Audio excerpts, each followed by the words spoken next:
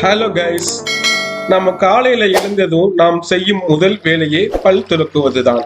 எவ்வளவுதான் நல்ல பேஸ்டாக இருந்தாலும் ஒழுங்காக பல் துலக்காமல் போனால் கிருமிகள் வாய்க்குள்ளேயே தங்கிவிடும். அதனால் கூடுதலாக மவுத் வாஷ்களை பயன்படுத்தும் பழக்கம் நம்மில் நிறைய பேருக்கு இருக்கும்.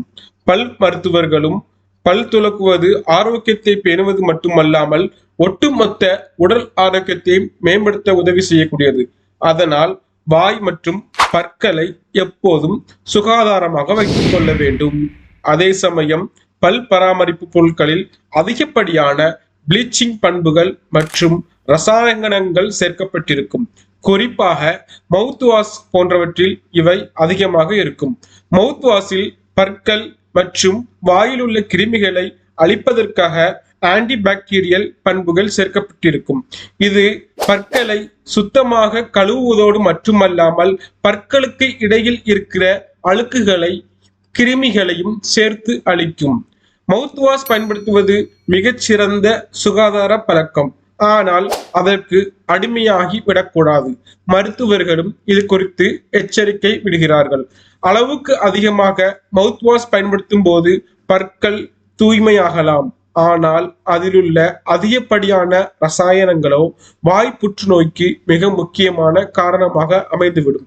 சமீபத்தில் மவுத் வாஷ் பயன்பாடு குறித்து நடைபெற்ற ஆய்வு ஒன்றில் டென்டல் ஜேர்னல் வெளியிட்ட ஆய்வு கட்டுரையில் ஆஸ்திரேலியாவில் தயாரிக்கப்படும் பெரும்பாலான மவுத் வாஷ்களில் அளவுக்கு அதிகமான எத்தனால் சேர்க்கப்படுவது கண்டறியப்பட்டுள்ளது.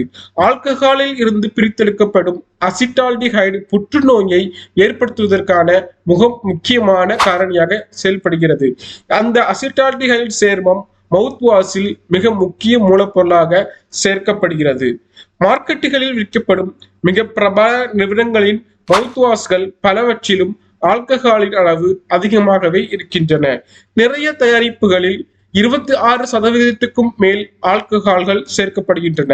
2016 ஆண்டு நடத்தப்பட்ட ஆய்வு ஒன்றில் அளவுக்கு அதிகமாக மவுத் வாஷ்களை பயன்படுத்தும் போது வாய் புற்றுநோய் ஏற்படுவது மட்டுமல்லாமல் தலை மற்றும் கழுத்தில் அதிக புற்றுநோய் ஏற்பட வாய்ப்புகள் உண்டு.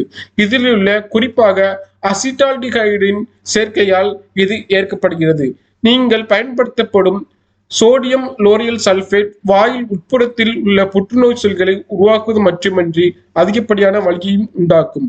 அதிகமாக மவுத் வாஷ் பயன்படுத்தும் போது அவற்றில் உள்ள ஆல்கஹாலினால் வாய் வறட்சி அடையும்.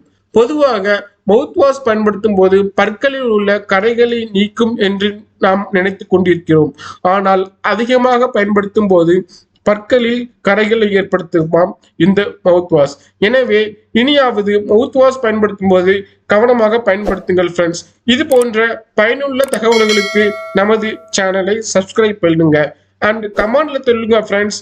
உங்களில் எத்தனை பேர் மவுத் வாஷ் யூஸ் பண்ணிக்கிட்டு இருக்கீங்க, அதனால உங்களுக்கு ஏதாவது பிரச்சனை இருந்ததா, அது மற்றவங்களுக்கும் யூஸ் ஆகும். Thank you. Subscribe now. Thank you very much.